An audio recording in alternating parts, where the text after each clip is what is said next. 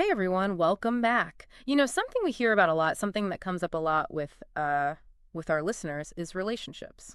Makes sense. Yeah, and how to keep them strong, Yeah. especially, in our crazy busy world, right? Yeah, absolutely. Everyone's got their plates overflowing these days. Exactly. It's like how do you actually find the time to nurture a relationship when, you're juggling work and life and everything in between? It's a real balancing act. It is. It is. And there's a ton of advice out there, but for this deep dive, we actually found some really interesting research, like actual studies on what actually works. Right. Because who has time for the fluff? We need those evidence-based strategies. Exactly. No more relationship platitudes. We're going for the good stuff. Let's do it.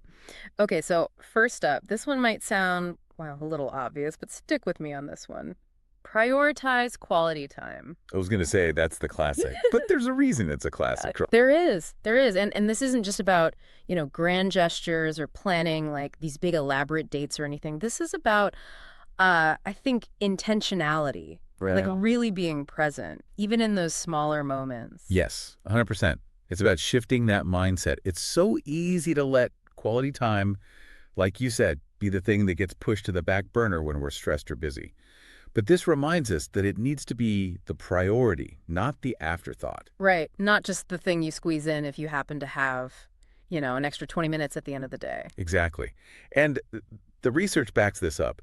There are actually studies that show that couples who share a novel activity, something new and exciting, at least once a week report like significantly higher relationship satisfaction. Oh, wow. So it's not just about being together. It's about like actively experiencing new things together. It seems like it.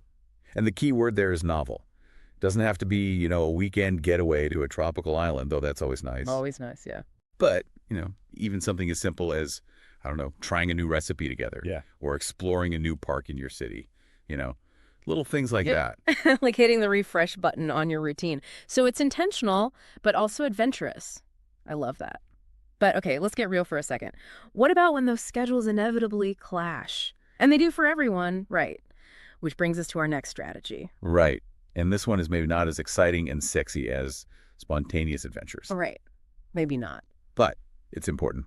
And that's communicating your schedules. Yes. Communication. So key. Okay, so I know this might sound a little unromantic to some, like who wants to talk about their calendar on date night, but hear me out on this one. Right. This isn't about becoming, joined at the hip with a shared Google Calendar or like micromanaging each other's every move. It's Yeah. really more about just that shared awareness, like a heads up can go such a long way. Right. It's about preventing those like, wait, you're working late again Yeah. arguments before they even start, right? Just being on the same page, even when you're like physically in different places, doing different things. Yeah. And it builds that consideration, like Mhm. you're respecting each other's time. I love that.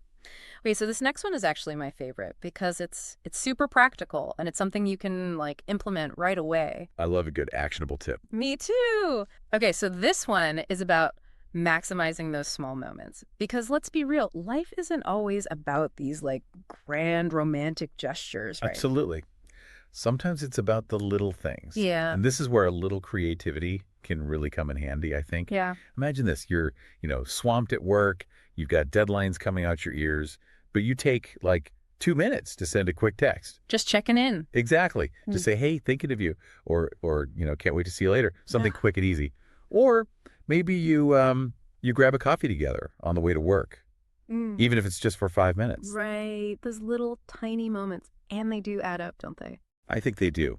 I think they really do. They're like, what is it? Like deposits in your relationship's emotional bank account. I love that analogy. Deposits in your relationship's emotional bank account. Okay, so strategy number 4, be flexible. And I'll be honest, this one's a little bit of a work in progress for me. I can be a little bit of a planner. We all have our things, right? We do, but I'm learning. I'm learning to let go a little bit. Well, and it's tough because it's about recognizing that, relationships, they ebb and flow. There are going to be times when one partner is busier than the other. Yeah, for sure. And that's okay. That's normal. Yeah. And it's about learning to adapt to those changes without, keeping score. Oh, yeah, without keeping a mental tally of, well, I did this and you did that. Exactly. It's about being there for each other through the peaks and the valleys, right? Exactly. Through thick and thin, all of it. All of it.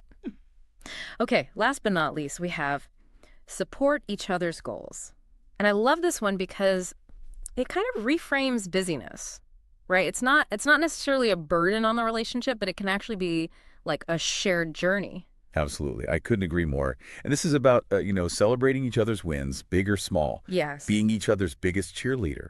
Because when you're both genuinely invested in each other's growth, even those even those busy, crazy, chaotic periods can feel like, okay, we're in this together. Yeah, we got this. I love Yeah. that.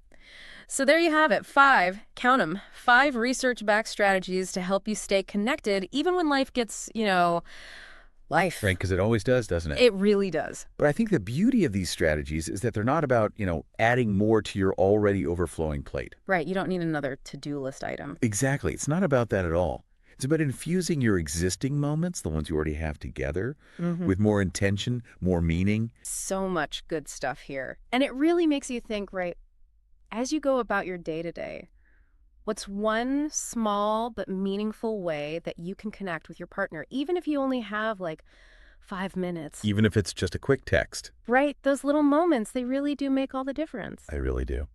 Okay, everyone, that is it for this deep dive. Thanks for listening. Thanks for having me. Absolutely, it was great chatting with you, and we'll catch you all next time.